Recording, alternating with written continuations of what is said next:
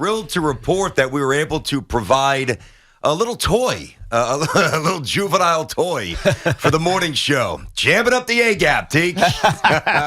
What's happening, buddy? How are you, man? You good? It's fantastic watching Tiger Woods over here. Yes. But you're hot to trot on this new Jet philosophy. Go get biggest free agent. Go get biggest free agent ever. In this case, DK Metcalf or whoever it may be. Yeah. I think he's really the only one. There's actually a couple more that you could probably go trade for, but DK seems to be the one that now everybody is talking about. BT, when you were talking about it, I don't know, 2 months ago, a month and a half ago. Yes, once again ahead of the curve. But you know what's interesting here? What's that? I've actually changed the player that I want. No, you're absolutely right. We discussed, thoroughly, passionately, extensively, DK Metcalf, why Joe Douglas needed to go out and get him. And while I have not changed the premise, I still want the Jets to go out and make a move here for a wide receiver. I got to tell you, I think I've shifted a bit to A.J. Brown. Why A.J. Brown over DK Metcalf? Because, I don't think you should get either because there's so many good players in this draft, BT. You've heard me talk about Drake London so much, and obviously it's going to cost you a first-round draft pick and, the number and everything else, and if he's great, we know how much wide receivers are making at this point. It's 28 to 30 million, which is crazy. I never thought wide receivers would get there this fast, but wide receivers are expensive, but at least you have to figure that out in 5 years as opposed to doing it right now with DK Metcalf. A.J. Brown probably is, I think he's 2 years later, but still, why pay now when you can pay later and get maybe not as good, but someone who could potentially be as good? Well, I'll tell you what, but he could also potentially be worse. Why would I do it now, 2 years or a year before I have to? Number one, you know what you're buying. You know what you're buying. And, yeah, you might get somebody marginally better in the draft. I understand that that's a risk you take, and that's a calculated risk, and you have to weigh all this stuff going into any draft here. But, I look at this Jets offense, and I also have to look at the obvious motivation by Joe Douglas to make something happen. There's three things that need to happen to make a trade. Number one, you've got to be motivated to make one. Yep. You need a partner. That's number two.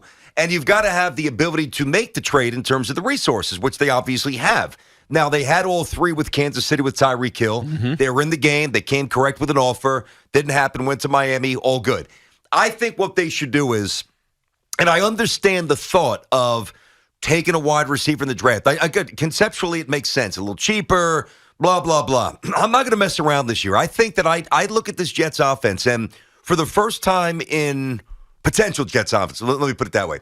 For the first time since, Teak, I don't even know. I guess you could say the 1 year with Marshall and Decker, I guess. And then before that, I guess if you want to look at maybe, I don't know, Dustin Keller, Braylon Edwards, that crop, maybe. But this Jets offense, the shell of the Jets offense is so appealing to me that I'm not messing around, God forbid, drafting the wrong guy. True, but the problem with doing an A.J. Brown trade or a DK Metcalf trade, as I look at this, is that it accelerates expectation. Like if you have a guy who is top, let's say both those guys are top 10, at least top 15 in the NFL. A.J. Brown, because I can't figure out where I'd slot him right now, but let's just say top 15. DK is probably higher than that. You get one of those guys, all of a sudden, and you're paying them big money. Maybe not this year, but you're going to have to pay them big money. Although you don't trade for someone and then not pay them big money. It's the same reason the Seattle Seahawks ended up having to pay Jamal Adams despite not really knowing what to pay him because you traded for him and you gave away all these assets. You don't trade for a guy and then get rid of him a year later. So they had to pay Jamal Adams because the Seahawks traded for him. So if the Jets do this, you're now not only, bringing in a guy who you hope fits your system, which I think he will, but you also going to have to pay him immediately. And it just accelerates the expectation for the Jets. And it's almost, to me, like the Jets, if they do something like this, even though they weren't trying to do this with Tyreek Hill, are trying to run before they fully get into a trot. You know what I mean? So other teams have done it. Yeah. Does it have to be the normal progression? No. The normal, slow, incremental trajectory? No, it doesn't. The only reason I would say yes for the Jets, BT, is because I don't know how quickly Zach Wilson can jump to the, you know what I mean? Until he can jump to being an elite type player. No, I understand that. Trust me, I'm not sure either. But I think anything that they do or anything that they think of doing now is rooted in the belief that they have the guy. And they didn't I mean, they never really said this, nor should they, but they didn't feel this way with Sam.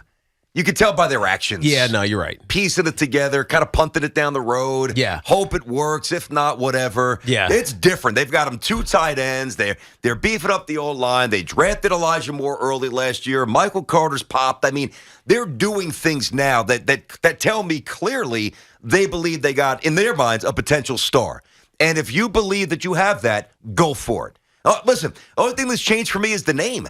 I think that, now remember, when this came up, when we brought this up exactly. before everybody else in the media. I wasn't even thinking about it. When you said DK Metcalf, I was like, why the hell would the Seahawks get rid of DK Metcalf? You know, and there's a lot of smoke. Who knows if it comes to fruition, but you keep calling it until they say no.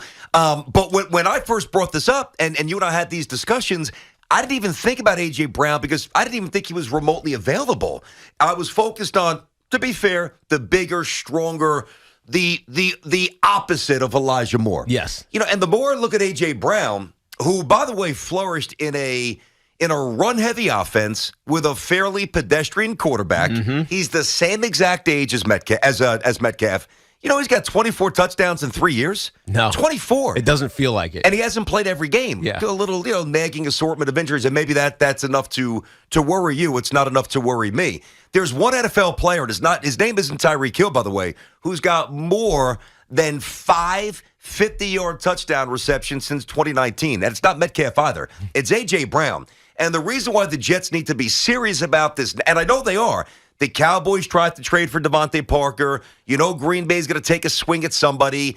Even with Kansas City picking up Juju Smith-Schuster, I don't rule them out of making something happen big. Like, they need to come correct for both of these guys like they came for Tyreek Hill and Tiki. I think they will. Yeah. I believe that they will. They seem motivated.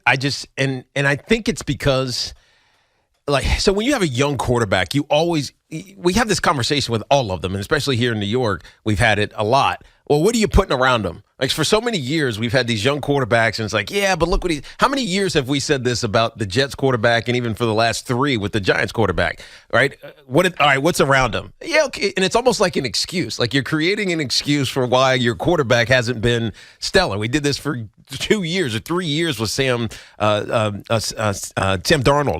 We did it for the last couple of years with Daniel Jones. And so at some point, you got to get rid of that question mark. And so I can understand why the Jets want to do this. But at the same time, I feel like it's rushing. It's rushing development of a young player who is, maybe he pops next year, maybe he doesn't. I mean, it took Josh Allen 3 years before he fully figured it out under Brian Daboll up in Buffalo. So if you rush it and you find out he's not the guy, then you're starting over again with a quarterback. And I don't think that's going to be the case because I really like Zach Wilson, in having met him and, seeing his personality, his presence, his work ethic. I feel like he's the right guy, but you never know. And so if you accelerate it before it actually it's ready to be accelerated, you risk ruining it. Yeah, if you don't accelerate it now, eventually you can't accelerate it because if he is the guy, he's going to be making $35-40 million a year the way these quarterback contracts are going. So you have to jump in now. Yeah, they're doing them earlier. Got to. And they're doing them earlier now. They are. If you find out that the guy's a guy after 2 years, they'll do it after 4 years. True, Tiki. I brought something up to Tiki years ago, and it's just my own little personal theory. When I'm not sure if a move should be made, you know where I'm going. Mm-hmm. It's called the art of intersection. I don't know how I came up with this. It just sounds fancy. But it's really, when you boil it down to the core, it makes complete sense. And if you don't know if you should acquire player X to match team Y, you've got to look at, all right, the average age and where they are. Are they ready to contend? If the player that you're bringing in is too young and you have a bunch of veterans, maybe it's not the right mesh and vice versa. Now, if Zach, and he is 22, say you had a 22-year-old Zach Wilson and you weren't quite sure he was the guy, and you're thinking about giving, say, a 30-year-old receiver big money, which doesn't make a ton of sense anyway. Yeah. But that would be harder to justify, be a lot easier to justify for somebody like Aaron Rodgers, Tom Brady, because their careers. That makes sense. Yeah, they're still in their primes. That's right. Okay. Whereas with Zach, it's not the case. He's just taking the diapers off here. But even if the primes don't intersect perfectly, because AJ's a couple of years older, he's got 3 years under his belt already, the obvious, age comparisons, 22 versus 24, is pretty perfect to me. So their prime should theoretically intersect Yeah. if Zach is the right guy. Yeah, and maybe, I'm making the move. Maybe I'm not, I'm making it. Maybe I'm soured on this a little bit because I know that you overpay for free agents. Now, this isn't necessarily a free agent because it's a trade, but it essentially becomes a free agent in a year because you got to pay the guy. Sure. So, and you know that you're not going to let him go, just like the Jamal Adams example. You draft a guy, you got to pay the guy. I mean, you trade for a guy, you got to pay him if that's why he's leaving. And so the Kenny Golladay thing with the Giants, it's so frustrating because that was the opposite of the art of intersection. Without a doubt. The Giants were nowhere near ready to compete, and they brought in a guy at that point for that money. That's exactly Made no right. sense. And so that sours me to doing things like this because you overpay. Yeah. I mean, we looked at this the other day, BT. Kenny Golladay, the Giants' Kenny Golladay has the highest cap hit for a wide receiver in the National Football League. Which is ridiculous. A.J. Brown is almost twice as good. That's the guy right. almost never plays football. He's always hurt. I got to restate that. The highest cap hit for any wide receiver in the NFL. And what do you have? 0 touchdowns last year. And so it sours me to doing these type of things when your team isn't a winner yet. You know what I mean? And so the Jets, you'll never be a winner if you just think like a loser. I understand or if you stay that. on the treadmill. I understand that. We're not ready but it's yet. got to maybe not. If we're not ready yet. Do you believe that the we'll Jets? wait. Do you believe that the Jets are ready to take that step? Because that's what it comes down to. If you believe the Jets are ready to take that step, so that step is come end of November. Man, the Jets are. They're right there in the playoff hunt. Right? If they win these next couple of games, they got to beat. Let's say I would say the Patriots, but the Patriots aren't that team anymore. They got to beat the Bills. Mm-hmm. They got to beat the Bills at home in order to really give themselves a chance at the end of in early December. Man, the Jets are really in it. If that conversation isn't about to be had about the Jets, I don't know if this deal makes sense. Okay, I get that. Now let me answer that. Do I actually think that they'll be in that position? Number one, I do. And Teak, how long have we worked together? A lot, 9 years. And how many years have I started a season really incredibly optimistic about the Jets? Well, it depends. I'll caveat it because you've been optimistic about the quarterback, but about the team, not very Almost often. Never. Almost never. Okay. So this isn't just Homerville. No. I'm almost ruthless in my assessments of my teams. Probably too much in the wrong direction sometimes. The Jets. Forget about. I don't even want to get into the weeds of wild card and can they beat the Bills. Just I want everybody to imagine this. Let's fast forward to November. That's the timeline you gave me, right? Yep. Let's go to right around Thanksgiving. Yep. End of November. Okay. Football is getting real at this point. That's right. It's getting real. And let's just say that what I think many of us, not everybody, but many of us believe Zach Wilson has taken a fairly obvious step forward. Mm-hmm. Not Mahomes, I'm not saying, but he's taken a clear step in the right direction. Looks in control, not turning the football over, feels confident. They play 10, 11 games, and we're sitting here on the fan saying more times than not, man, Zach is coming. Zach is making throws. Zach is making plays, all right? And now, if that's true, and I know it's a big if, but if that's true, and now you're like, okay, who we playing? Oh, we got the Dolphins today? We have okay. Tight ends are doing their job. All lines wrapped up nice. Zach is doing his thing. Carter's a beast. Coleman's still there, by the way. Elijah Moore is slicing people up. And, by the way, they've got either DK Metcalf or A.J. Brown. Yes, that is a team that should be in a wild card team. Well, let me throw honestly, if the defense is even remotely competent. Yeah, you don't hear this as loudly as I do, but let me just throw out some names to you. Yeah.